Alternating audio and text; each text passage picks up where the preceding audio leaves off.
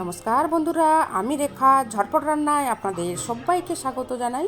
আজকের রেসিপি দুর্দান্ত স্বাদের নিম পাতা দিয়ে সজনে ডাঁটার ঝোল। এই গরমের দিনে দারুণ একটি রেসিপি, আর বানানোটা একেবারেই সহজ। প্রথমেই দেখুন গ্যাসের ওভেনটা অন করে একটা কড়াই বসিয়ে দিয়েছি। কড়াইটা আমাদের গরম হয়ে গেছে। এর মধ্যে দিয়ে দিলাম কিছুটা পরিমাণে সরষের তেল। দেখুন তেলটা আমাদের গরম হয়ে গেছে। এইখানে দেখুন একটা মিডিয়াম সাইজের বেগুন এইভাবে লম্বা লম্বা করে কেটে নিয়েছি। খুব ভালোভাবে ধুয়ে পরিষ্কার করে নিয়েছি। এই বেগুনগুলো ভেজে নেব। বেগুনের মধ্যে দিয়ে দিলাম সামান্য পরিমাণে লবণ, আর দিয়ে দিলাম সামান্য পরিমাণে হলুদের গুঁড়ো। বেগুনগুলো লাল করে ভেজে নেব। দেখুন বেগুনগুলো আমাদের ভাজা হয়ে গেছে। একটা পাত্রে তুলে রেখে দেব।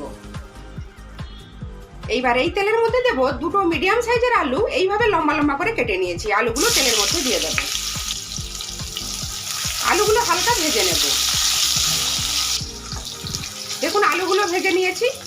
এইবার এর মধ্যে দিয়ে দেব আগে থেকে কেটে রাখা সজনে ডাঁটা। এর মধ্যে দিয়ে দিলাম স্বাদ মতো লবণ। ভাজা ভাজা করে নেব। গ্যাসের ফ্লেমটা মিডিয়ামে রেখে 2-3 মিনিটের জন্য ঢেকে দিলাম। দেখুন 2-3 মিনিট আমাদের হয়ে গেছে। সজনে ডাঁটা আলুগুলো ভাজা ভাজা হয়ে গেছে। এইবার এর মধ্যে দিয়ে দেবো সামান্য পরিমাণে হলুদের গুঁড়ো, পরিমাণ মতো লঙ্কার গুঁড়ো, আর এখানে দেখুন 1 চামচ হলুদ সরষ আর 1/2 চামচ পোস্ত একসাথে জল দিয়ে বেটে রেখেছি। এটা দিয়ে দিলাম। নাড়াচাড়া করে নেব। গ্যাসের ফ্লেম লোতে করে 5 মিনিটের জন্য ঢেকে দিলাম। দেখুন 5 মিনিট আমাদের হয়ে গেছে।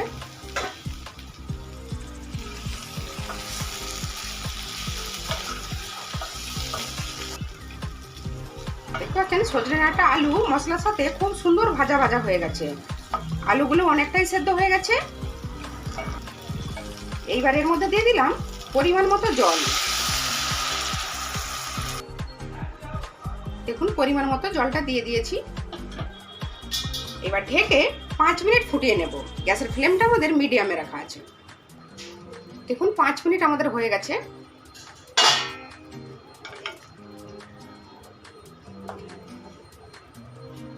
দেখতে পাচ্ছেন আলুগুলো খুব ভালোভাবে সেদ্ধ হয়ে গেছে। এবার এটা ঢেকে এক সাইডে রেখে দেব। এইবার দেখুন একটা ফ্রাই প্যান বসিয়ে দিয়েছি।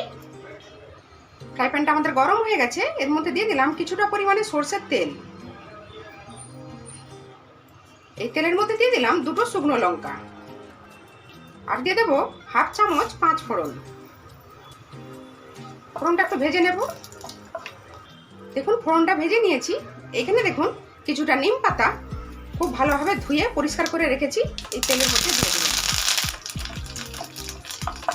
ভেজে নেব। যে যেরকম তেতো পছন্দ করেন সেই হিসাবে নিম পাতার পরিমাণটা বাড়িয়ে কমিয়ে নিতে পারেন।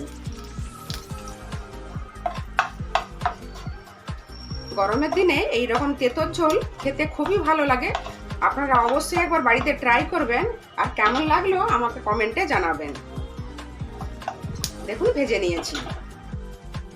দেখুন কড়াইটা আবার বসিয়ে দিয়েছি।